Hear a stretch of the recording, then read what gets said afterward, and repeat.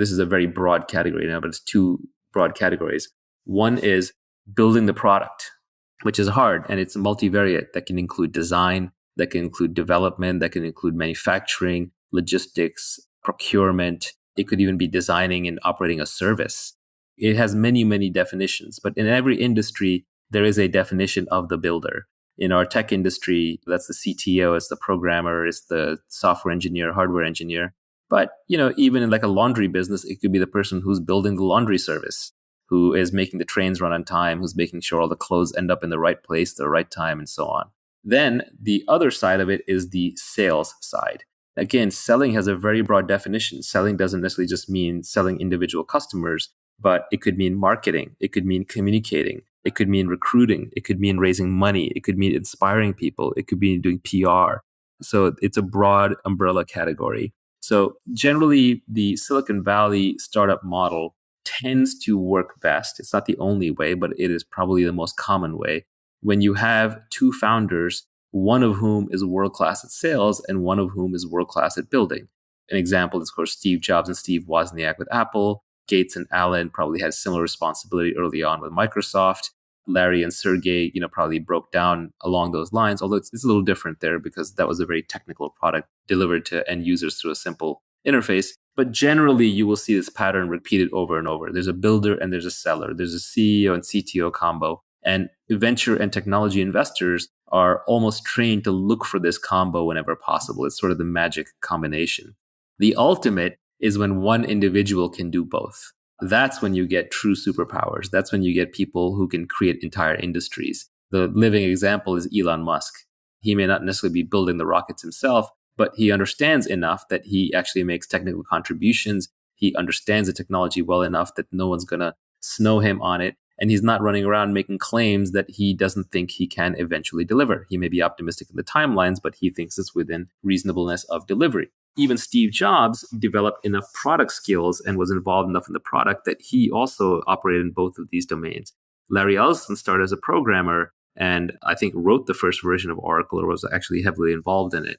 Mark Andreessen was also in this domain. He may not have had enough confidence in his sales skills, but he was the programmer who wrote Netscape Navigator, a big chunk of it. So I think the real giants in any field are the people who can both build and sell. And usually the building is a thing that like a salesperson can't pick up building later in life. It requires too much focused time. But a builder can pick up selling a little bit later, especially if they were already sort of innately wired to be a good communicator. Bill Gates famously paraphrased this as, I would rather teach an engineer marketing than a marketer engineering. I think if you start out with a building mentality and you have building skills and it's still early enough in your life or you have enough focused time that you think you can learn selling and you have some natural characteristics where you're a good salesperson, then you can double down on those. Now, your sales skills could be in a different than traditional domain.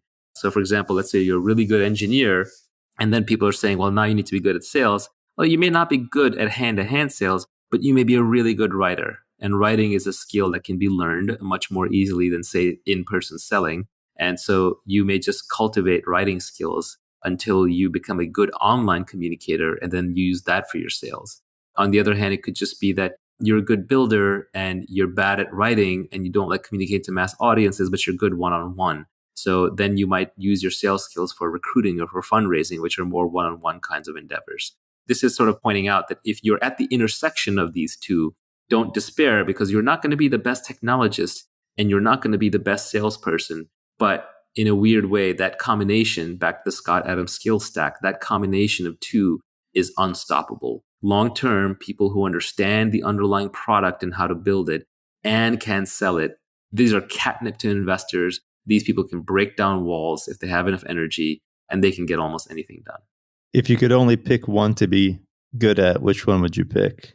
When you're trying to stand out from the noise, building is actually better because there's so many hustlers and salespeople who have nothing to back them up. When you're starting out, when you're trying to be recognized, building is better. But much later down the line, building gets exhausting because it is a focused job. And it's hard to stay current because there's always new people, new products coming up who have newer tools and frankly, more time because it's very intense, it's a very focused task. So sales skills actually scale better over time.